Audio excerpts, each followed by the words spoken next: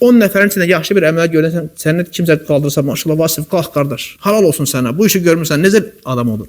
Rahatlaşırsan, özü də ləzzət edir, sağında, solunda səni. Bir yerdə işləyirsən, işin başçısı, rəhbəri səni qaldırır işçilərin arasından, deyir, qalx, bizim nümunəvi işçimiz, mühəndis, usta filankəs, bugün səni mükafatlandırırıq belə elə. Adama necə xoş orada sənə ləzzət edir.